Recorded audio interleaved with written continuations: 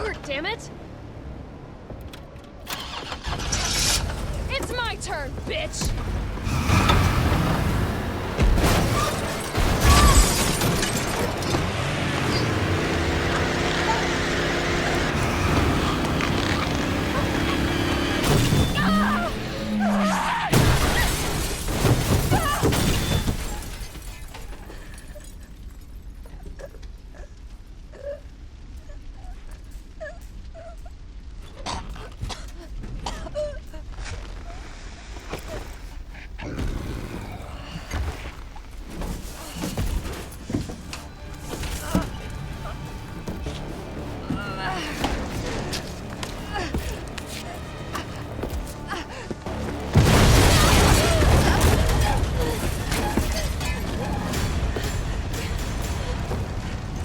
Hello and welcome to another video review, and today we're reviewing the long-awaited Resident Evil 3 Remake. I was lucky enough to buy every version of this game, PlayStation 4, Xbox One, and PC. For this review, I'm only going to be talking about the Xbox One version of this game. I specifically played through the entire game on the Xbox One X, which has been confirmed to run at a native 4K, but it does have some frame rate issues. We'll talk about that in my video review. I have not had a chance to play the other versions of the game yet, so I will report on those at some point in the near future. Anyways, this was a long time coming for me, and I'm going to make a bold statement here, and that is Jill Valentine is my favorite video game character of all time. And so remaking Resident Evil 3 for me personally is a dream come true. And so them making this game, and it was kind of rumored when Resident Evil 2 was coming out, hey, we're going to remake Resident Evil 3. I think the end result of Resident Evil 3 Remake is kind of a mixed bag. It's not to say that it's a disappointing game or anything like that. I still really enjoyed my time with it. But I think after such high expectations were set after coming off of the Resident Evil 2 Remake, I think Resident Evil 3 is kind of disappointing in some ways. And we're going to dive into that today. Anyways, here's my review of Resident Evil 3 the 2020 remake. A quick little history lesson here. Resident Evil 3 Nemesis was originally released on the PlayStation 1 in April of 1999. I vividly remember this game because the weekend that it came out, I had a buddy come over and spend the weekend at my house, and I remember riding bikes to the nearest video store to rent the game. So the thing that was fun about this game is it stars Jill Valentine, the character from the original Resident Evil game. Here you play as her. She's in her street clothes. It was kind of her day off, and all this stuff is going down, and she's kind of stuck in the city with everything that is going on. And you know, it was another tank control Resident Evil game. It was made as kind of a budget title, but sold as a full-priced game. And that simply was because the team, the A team, was working on Code Veronica for the Sega Dreamcast. So when this game was created, it was kind of shoved out quickly. It was a really quick turnaround from Resident Evil 2. Being how successful Resident Evil 2 was, they wanted to get another sequel out. This game started as a spin-off and then just became Resident Evil 3. The real Resident Evil 3 was Code Veronica. They dropped the 3 from that and just called it Code Veronica. The funny thing about going from the 1999 version of the game up to this 2020 remake is that I feel like the same thing can be said about the 2020 remake. This to me feels like a very budget version of the game that we got last year. We, used some of those assets from the 2020 game. We threw them in here to kind of shove this game out as quickly as possible, being how successful the Resident Evil 2 remake was last year. That's not to say that Resident Evil 3 remake is a bad game. I think it's a really good game, and I enjoyed my time from the beginning to end.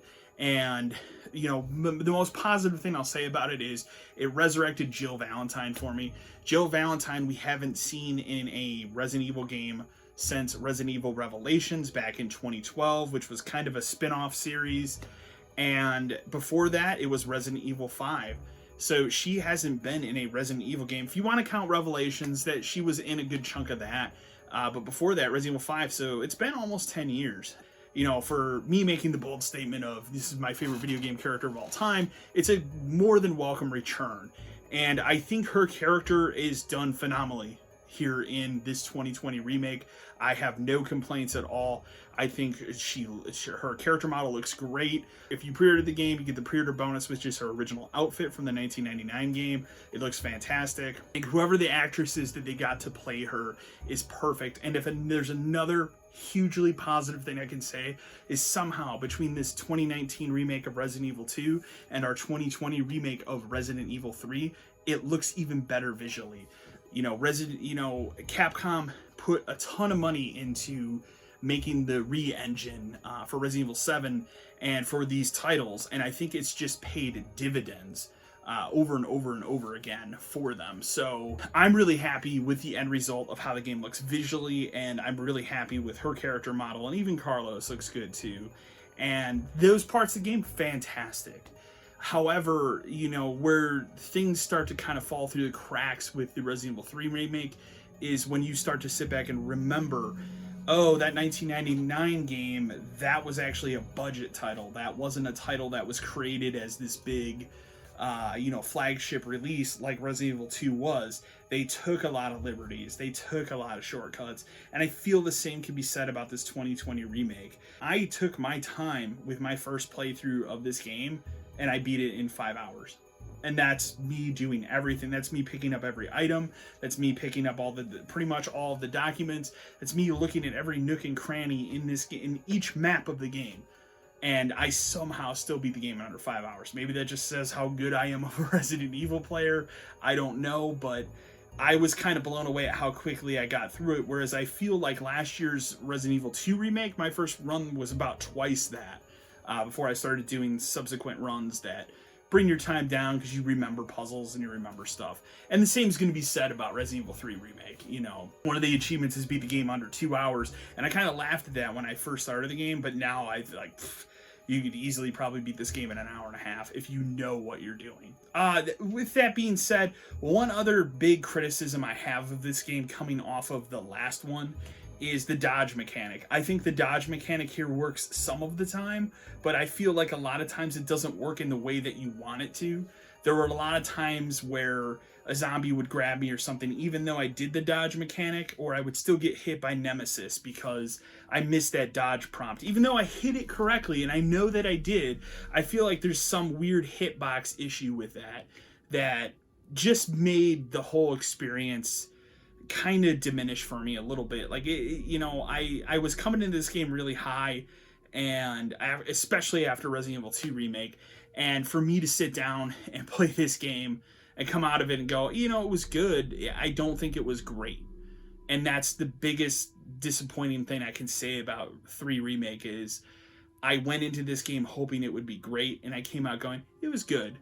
I don't think it was great like I came out of Resident Evil 2 Remake. I'm not going to talk about any spoilers in this review, so I'm not going to discuss that. I'll discuss that maybe on a live stream or something of the game at some other time, but there's some interesting choices with the story, some interesting changes with the story that, being a Resident Evil fan, you're either going to be okay with it or you're going to be disappointed.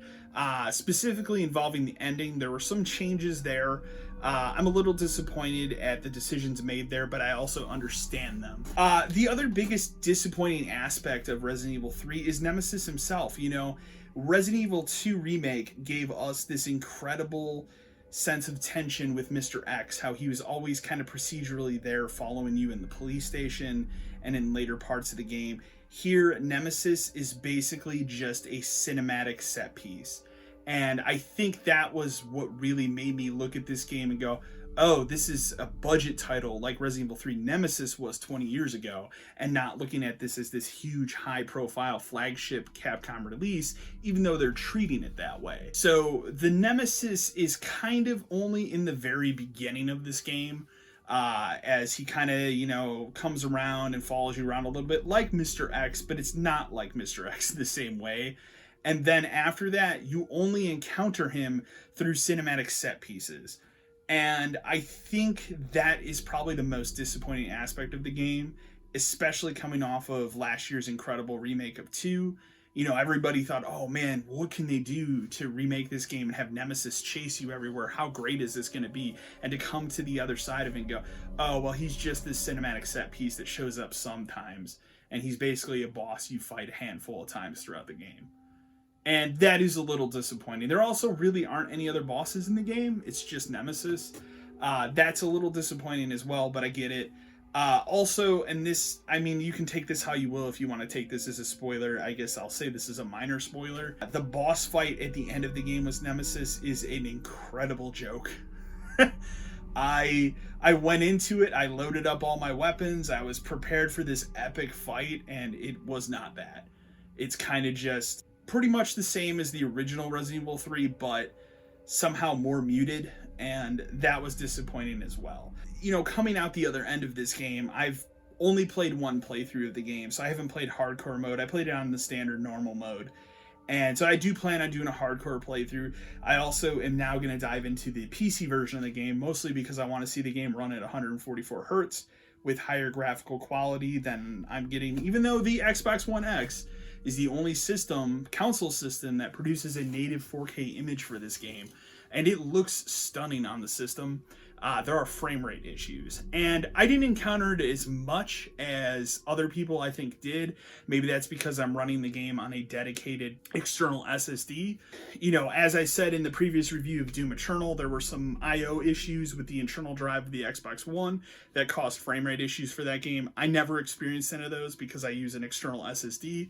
And maybe the same is said here. I did notice some frame rate issues. It's not nearly as bad as some people made it out to be, but I can see why people would be disappointed. So that being said, at this point now I want to play the game on my high-end PC, and I want to see what it offers there in terms of 144 hertz, because Resident Evil 2 Remake, if you've never played that game on a PC, especially a high-end PC, it is a phenomenal port that has just so many options.